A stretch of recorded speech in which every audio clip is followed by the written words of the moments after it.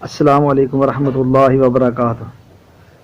حضرت علی رضی اللہ تعالیٰ عنہ کا قول ہے، آپ نے فرمایا جس کا مفہوم یہ ہے کہ انسان کے اوپر جو مصیبتیں آتی ہیں وہ سب سے زیادہ آنے والی مصیبتیں جو ہیں وہ اس کی زبان کا غلط استعمال ہے۔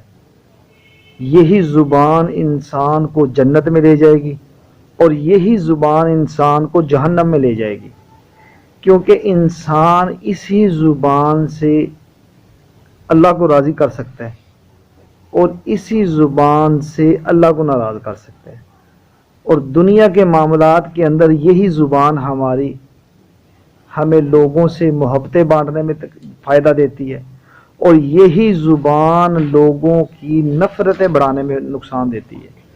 کیونکہ جو زبان ہے نا، زبان، اسی زبان سے میں اور آپ لا الہ الا اللہ محمد رسول اللہ پڑھ سکتے ہیں، اور اسی زبان سے اللہ نہ کرے ہم گالی دے سکتے ہیں۔ اب گالی دی تو کیا ہوا؟ اللہ پاک نے فرمایا جو آدمی گالی گلوچ دیتا ہے وہ میری نگاہ سے گر جاتا ہے، اور جو آدمی اللہ کی نگاہ سے گر گیا وہ جنت میں کبھی نہیں جائے گا۔ تو اس لیے اس زبان کو اللہ پاک نے یہ پاک زبان ہے ہماری، اس کا استعمال میرے اور آپ کے پاس ہے۔ ہم نے اس کو زبان کو استعمال کیسے کرنا ہے؟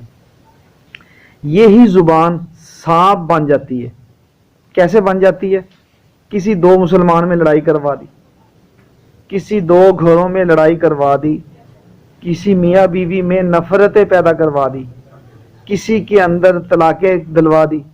اسی زبان کو انسان اگر صحیح استعمال کرے، دو میاں بیوی لڑے ان کو آپس میں ملا دیا، دو دوست لڑے انہیں آپس میں لڑوا دیا، ان کو آپس میں ملوا دیا، دو دوست لڑے، دو رشتہ دار لڑے، دو عزیز و اقارب لڑے، کوئی لڑائی جھگڑا ہو تو اس زبان کو اچھے طریقے سے استعمال کرنے سے ہم محبتیں ڈال سکتے ہیں، اور اسی زبان کو کڑوا بول بول کے دو آدمیوں کا اکثر ایکسیڈنٹ ہوتا ہے نا جی، موٹر سائیکل گاڑی کا، تو ایک آدمی کی زبان کے غلط لفظ کی وجہ سے دوسرا اس کے ساتھ لڑ پڑتا ہے، اور وہی اگر اسی زبان سے اس کو معذرت کر لے، سوری بول دے، تو کیا ہوگا جی؟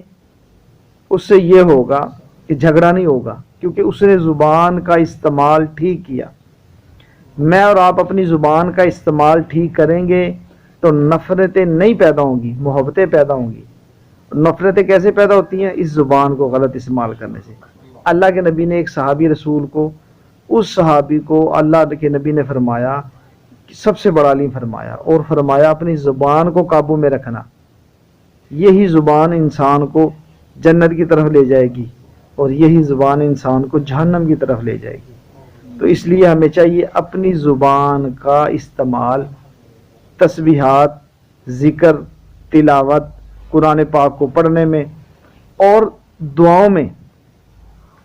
اب مسجد میں داخل ہوئے، اس کی دعا اگر آتی ہے تو دعاؤں میں آ گئے، مسجد سے نکلنے کی دعا، گھر میں داخل ہونے کی دعا، کھانا کھانے کی دعا، یہ چیزیں جب ہم پڑھیں گے، یاد کریں گے تو ہمارے لیے آسان ہو جائے گا، ہماری زندگی میں دین کا آنا آسان ہو جائے گا، ورنہ آج ہم خسارے میں جا رہے ہیں۔ اللہ پاک ہم سب کو عمل کرنے کی توفیق عطا فرمائے۔ السلام علیکم ورحمۃ اللہ وبرکاتہ۔